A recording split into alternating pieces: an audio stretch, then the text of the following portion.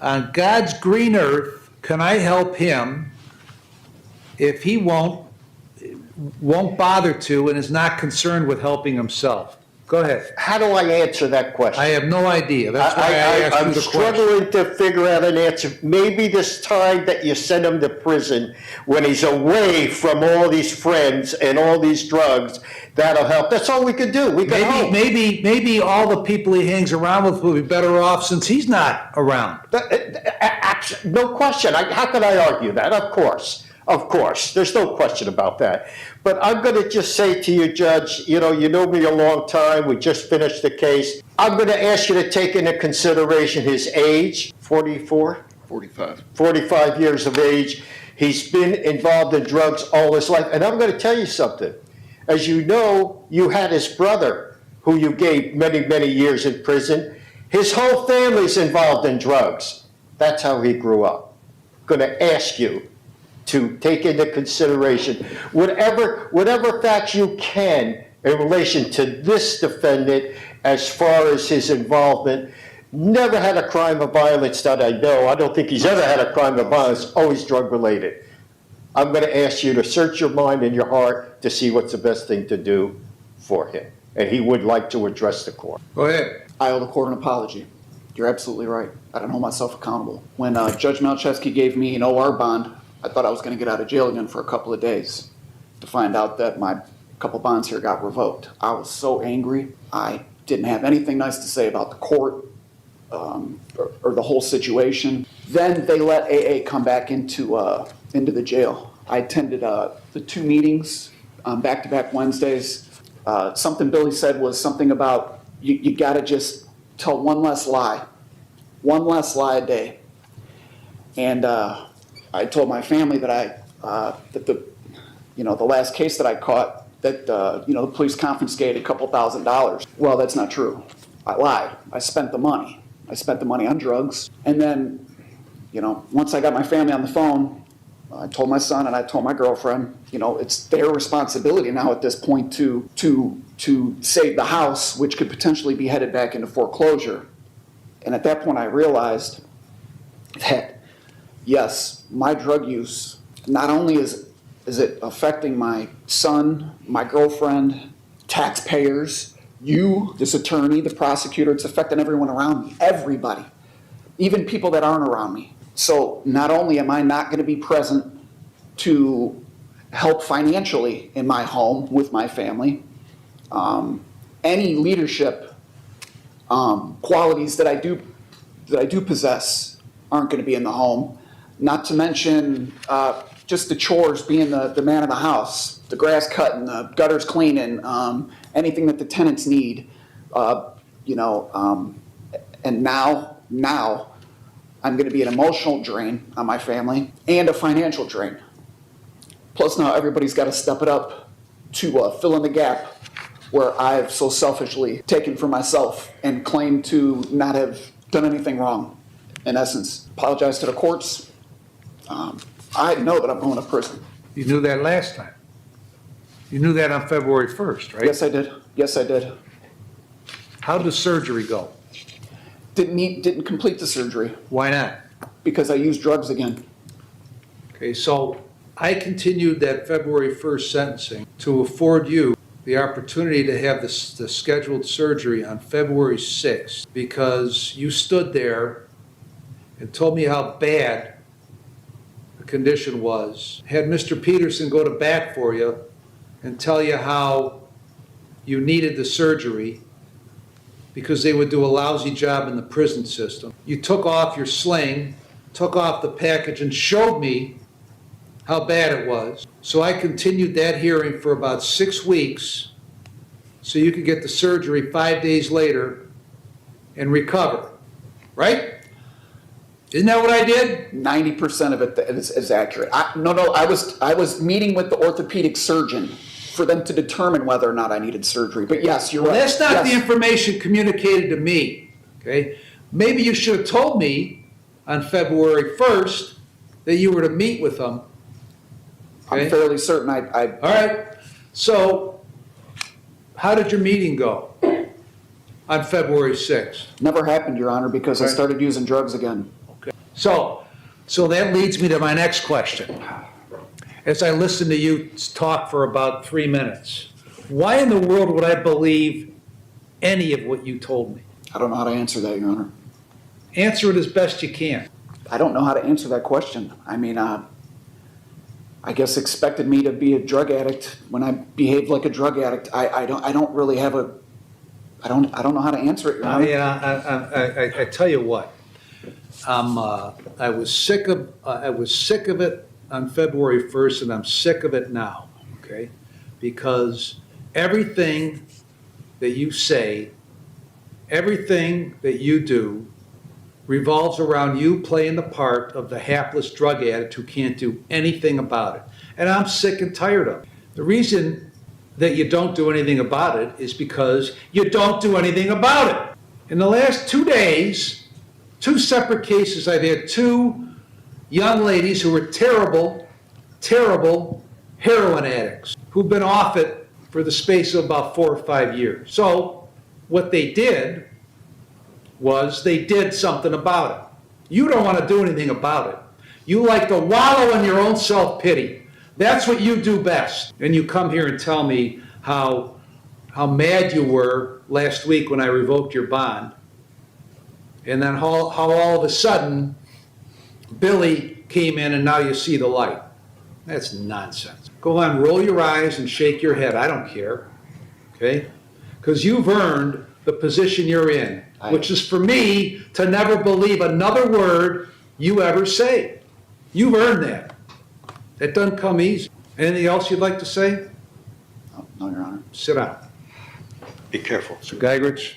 The last thing I would add is anything less than actual incarceration would demean the seriousness of these offenses. Thank you. Well, it's mandatory incarceration on Yeah. 1133, right? Yes. All right, I've reviewed the pre-sentence report, the drug and alcohol evaluation. I've considered all the provisions, considered what was said in court by the defendant on February 1st and today, considered what was said by Mr. Peterson on both those days, Mr. Geigrich on both those days, and have observed and concluded that you're the ultimate con man. On the 22-11-58, you were caught with crack, meth, pills, and a scale. 23-5-50, meth.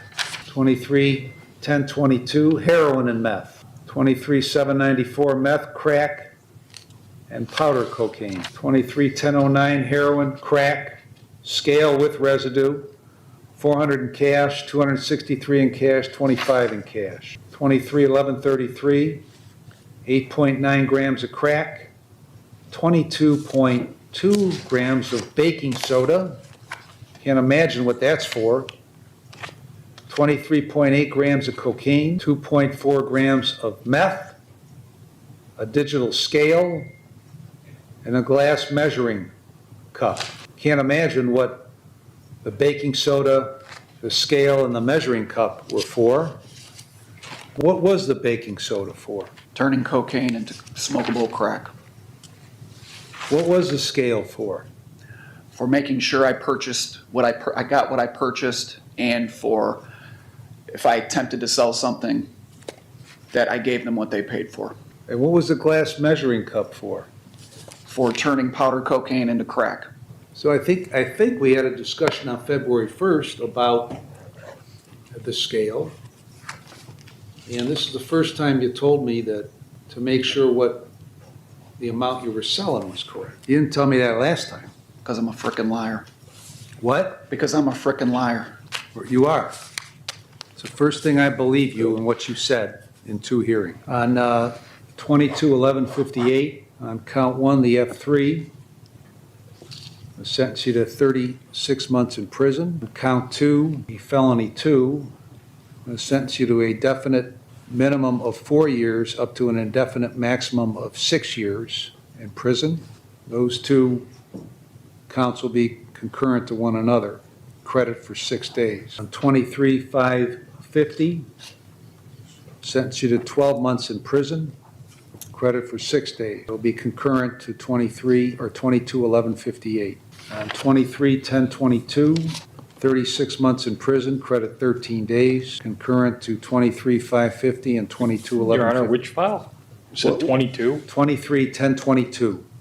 1022. 36 months, credit 13, concurrent to 23,550 and 22,1158. On 23,794, 24 months, credit 14 days. On 23,1009, 12 months, concurrent to 23,1022, concurrent to 23,550, concurrent to 22,1158. And on 23/11/33, sentence of a definite minimum of 6 years up to an indefinite maximum of 9 years. 23/11/33 and 23/794 will be consecutive to one another and concurrent to all the remaining cases. Now, on your definite minimum, there's a presumption you should be released after that minimum term. Whether you serve any of the additional up to the indefinite maximum is the determination made by the Department of Corrections based on your behavior and activity while you are in prison. There's also a $7,500 fine imposed that's mandatory on 23/11/33. 11/33 gets credit for 4 days. Comment your opinion, like the video, and subscribe for more real courtroom moments. After several days of record-breaking heat across the West, a series of storms is expected to bring cooler air, scattered thunderstorms, rain, and even mountain snow to certain areas next week. However, the moisture may not be enough to significantly ease drought conditions or reduce wildfire risks. Many locations have already experienced the hottest temperatures of this prolonged heat wave, though several more hot days are still expected across much of the Rockies and the Plains. Relief is in sight, but as the weather pattern shifts, multiple storms will move in, cooling large parts of the region and bringing precipitation and higher elevation snow to some places. So far, nearly 700 monthly record-high temperatures have been recorded during this heat wave, along with more than 2,000 daily record highs. Though Phoenix saw 3 straight days with temperatures at or above 105 degrees Fahrenheit from March 19th to March 21st. During the same period, Palm Springs, California reached 108 degrees Fahrenheit, while Yuma, Arizona climbed to 109 degrees Fahrenheit. Temperatures this extreme are usually more typical of June or July. The remaining heat will continue to shift from place to place into early next week. In the interior Southwest, temperatures have dropped slightly compared to their peak late last week, but the heat is expected to build again through the weekend, with more locations likely to challenge or break additional records. Midweek, intense heat spread across the plains, where several areas recorded daily record highs. Cooler air moves southward by Friday, though temperatures are expected to rise again over the weekend. Changes are on the way as several storms approach. 3 separate storm systems will move into different parts of the West between Sunday and Wednesday. The first storm will be somewhat scattered but could be strong enough to pull moisture northward from the subtropical Pacific, across Mexico and into parts of Arizona, New Mexico, Utah, and Colorado from Sunday into Monday. This setup may resemble the early stages of the North American monsoon, but it is still too early in the season for a full monsoon pattern to develop and persist. Still, enough moisture could arrive to spark isolated thunderstorms, bringing locally strong winds and lightning that might ignite wildfires. In areas where rainfall is minimal or absent, these storms could also create blowing dust. From Tuesday into Tuesday night, a second storm will move in from the Pacific Ocean. This system is expected to bring rain to California, northern Nevada, and parts of southern Oregon and Idaho. How far south, steady, soaking rain will extend remains uncertain, with much of Nevada likely seeing only isolated showers at best. The main impact of this Tuesday storm will be the spread of cooler air across much of the West. For instance, in Sacramento, California, after record highs in the 80s this weekend, temperatures are expected to fall into the 70s on Monday and the 60s by Tuesday. In downtown Los Angeles, highs will drop from well into the 80s this weekend to around 70 by Tuesday. In Phoenix, temperatures are forecast to cool to the mid-80s by Wednesday. Some snow is possible at higher elevations Tuesday night, though it will not be nearly as significant as the powerful winter storms earlier this season. A third and larger storm will move into the northwest on Wednesday, bringing rain and mountain snow to Washington, Oregon, and northern California before expanding into northern Nevada, Idaho, and the northern and central Rockies later in the week. Even with 3 storms affecting the West within a short period, total rainfall may remain limited, particularly across the Colorado River Basin and desert regions. Because of the ongoing heat wave, wildfire conditions that have already intensified may continue well into the usual green-up season across the Rockies and the Plains.